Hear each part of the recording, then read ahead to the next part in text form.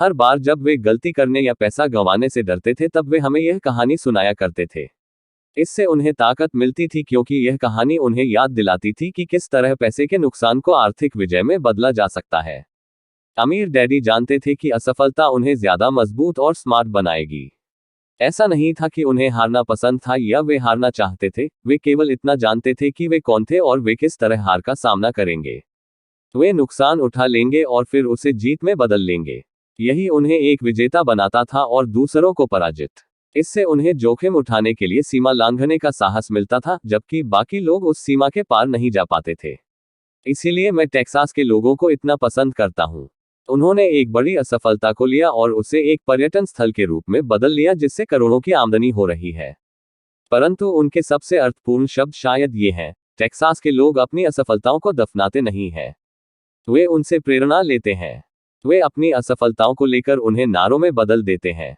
असफलता टेक्सास के लोगों को जीतने के लिए प्रेरित करती है। परंतु यह फॉर्मूला केवल टेक्सास के लोगों का ही फॉर्मूला नहीं है, यह सभी जीतने वालों का फॉर्मूला है। जैसा मैंने कहा, मोटरसाइकिल से बार बार गिरना गाड़ी चलाना सीखने की प्रक्रिया का हिस्सा था।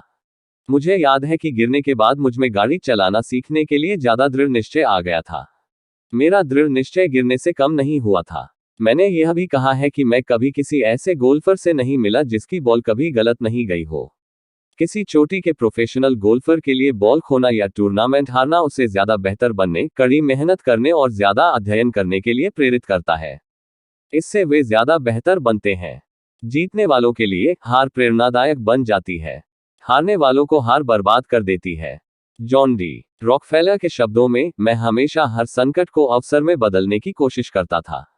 और जापानी अमेरिकी होने के नाते मैं भी यही कह सकता हूँ। कई लोग कहते हैं कि पर्ल हार्बर अमेरिकी गलती थी। मैं कहता हूँ कि यह जापानी गलती थी।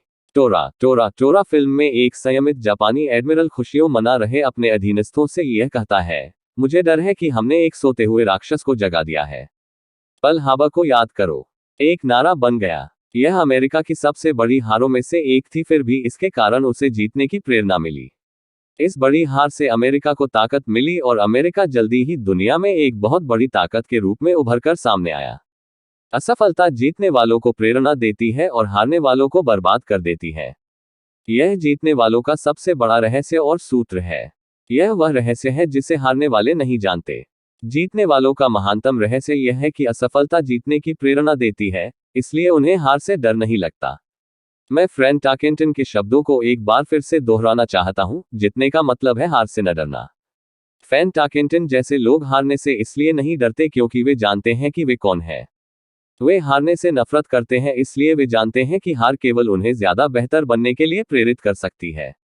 हारने से डरने और हारने से नफरत करने में बहुत बड़ा अंतर होता है। ज्यादातर लोग पैसा गंवाने से इतना डरते हैं कि वे हार जाते हैं। वे डुप्लेक्स के कारण ही दिवालिया हो जाते हैं। आर्थिक रूप से वे जीवन में बहुत ज्यादा सुरक्षात्मक खेल खेलते हैं और बहुत छोटे पैमाने पर खेलते हैं।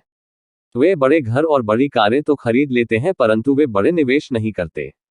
वह प्रमुख कारण जिसके कारण 90% अमेरिकी जनता पैसे के लिए संघर्ष करती है यह है कि वे हार से बचने के लिए खेलते हैं। वे जीतने के लिए नहीं खेलते। वे अपने फाइनेंशियल प्लानर्स या अकाउंटेंट्स या स्टॉक ब्रोकर्स के पास जाते हैं और एक संतुलित पोर्टफोलियो खरीद लेते हैं। ज्यादातर के पास सीडी, कम आमदनी वाले बॉन्ड्स, फ्रांसिस म्यूचुअल फंड और बहुत कम स्टॉक्स में बहुत सा नकद जमा होता है। यह एक सुरक्षित और समझदारीपूर्ण पोर्टफोलियो होता है, परंतु यह जीतने वाला पोर्टफोलियो नहीं होता। यह उस आदमी का पोर्टफोलियो होता है जो हार से बचने के लिए खेल रहा है। मुझे गलत मत समझिए, शायद यह 70% जनसंख्या से बेहतर पोर्टफोलियो होता है और यह भयावह है, क्योंकि पोर्टफोलियो न होने से बेहतर है सुरक्षित पोर्टफोलियो होना। यह किसी ऐसे व्यक्ति के लिए बहुत बढ़िया पोर्टफोलियो होता है जो सुरक्षा को पसंद करता है। परंतु सुरक्षित खेल खेलने और संतुलित निवेश पोर्टफोलियो वह तरीका नहीं है जिससे सफल निवेशक अपना खेल खेलते हैं। अगर आपके पास कम पूंजी है और आप अमीर होना चाहते हैं, तो पहले तो केंद्रित हो जाएं, संतुलित नहीं। अगर आप किसी सफल व्यक्ति को देखेंगे तो शुरुआत में वे संतुलित नहीं होते। संतुलित लोग कहीं नहीं जा पाते, वे एक ही जगह पर बने रहते हैं। प्रगति करने के लिए आपको पहले असंतुलित होना पड़ता है। इसे देखने के लिए आप अपने चलने की प्रगति को देखें। थॉमस एडिसन संतुलित नहीं थे, वे केंद्रित थे। बिल गेट्स संतुलित नहीं थे, वे केंद्रित थे। डोनाल्ड ट्रंप केंद्रित थे। जॉर्ज सोरोस केंद्रित थे। जॉर्ज पैटन ने अपने टैंकों को फैलाया नहीं, उन्होंने उन्हें केंद्रित किया और जर्मन पंक्ति के कमजोर ठिकानों को उड़ा डाला। फ्रांसीसियों ने मेजिनॉट लाइन में अपने सैन्य बल को फैलाया था और आप जानते ही हैं कि उनके साथ क्या हादसा हुआ था। अगर आप में अमीर होने की इच्छा है तो स्वयं को केंद्रित कर ले। अपने बहुत से अंडों को कुछ बास्केट्स में रख ले। वह न करें जो गरीब और मध्य वर्ग के लोग करते हैं, वे बहुत कम अंडों को बहुत सी बास्केट्स में रखते हैं। केवल अगर आप हार से नफरत करते हैं तो सुरक्षित खेलें। अगर हारने से आप कमजोर हो जाते हैं तो सुरक्षित खेलें। संतुलित निवेश का रास्ता चुनें। अगर आपकी उम्र 25 साल से ज्यादा है और आप जोखिम उठाने से डरते हैं तो बदले नहीं। सुरक्षित खेलें, परंतु इसकी शुरुआत जल्दी करें। अपने अगले अंडे को जल्दी ही इकट्ठा करना शुरू कर दें क्योंकि इसमें समय लगेगा। परंतु अगर आपके पास आजादी के सपने हैं, चूहा दौड़ से बाहर निकलने का इरादा है, तो आपको खुद से यह सवाल पूछना चाहिए, मैं किस तरह असफलता का सामना करूंगा? अगर असफलता से आपको जीतने की प्रेरणा मिलती है तो शायद आपको कोशिश करनी चाहिए, परंतु केवल शायद अगर असफलता आपको कमजोर बना देती है या आप पर मानसिक तनाव डालती है, उस बिगड़े नवाब की तरह जो हर बार कोई चीज गलत होने पर मुकदमा दायर करने के लिए वकील को ढूंढता है, तो सुरक्षित खेल ही खेलें।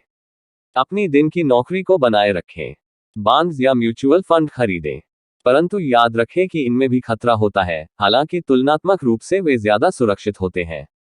मैं यह सब इसलिए कह रहा हूं और टेक्सास व फेंटा केंटन का जिक्र कर रहा हूं क्योंकि संपत्ति वाले कॉलम को बढ़ाना आसान है। यह एक कम बुद्धि का खेल है। इसमें बहुत ज्यादा शिक्षा की जरूरत नहीं है। 5वीं कक्षा का गणित का विद्यार्थी भी यह कर सकता है, परंतु संपत्ति वाले कॉलम को तेजी से बढ़ाना बहुत ज्यादा बुद्धि का खेल है। इसमें हिम्मत, धीरज और असफलता झेलने की ताकत की जरूरत है। हारने वाले असफलता से बचते हैं, जबकि असफलता हार को जीत में भी बदल सकती है। अलेमों को याद रखें।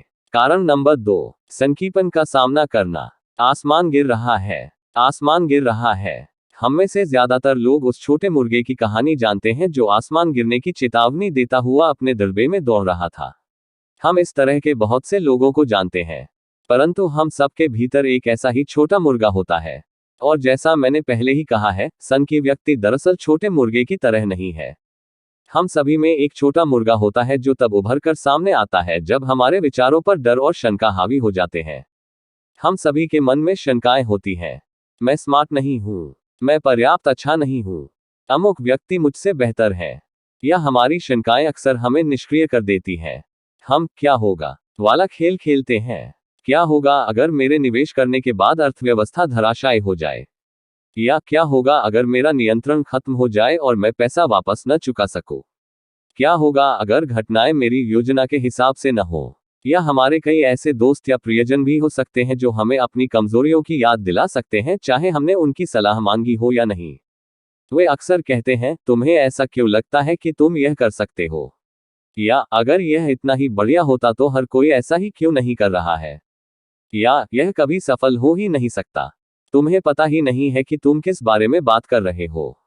शंका के यह तीर कई बार इतने तीखे होते हैं कि हम काम करना शुरू ही नहीं कर पाते। हमारे दिल में डर बैठ जाता है। कई बार हम सो भी नहीं पाते। हम आगे बढ़ने में असफल होते हैं, तो हम सुरक्षित चीजों के साथ ही बने रहते हैं और अवसर हमारे पास से होकर गुजर जाते हैं। हम जिंदगी को अपने पास से गुजरते हुए देखते रहते हैं और हम अपने शरीर में जकड़न के कारण बिना हिले डुले बैठे रहते हैं। हमने इसे अपनी जिंदगी में कभी ना कभी इस तरह से महसूस किया होगा और कई लोगों के साथ यह बहुत बार हुआ होगा।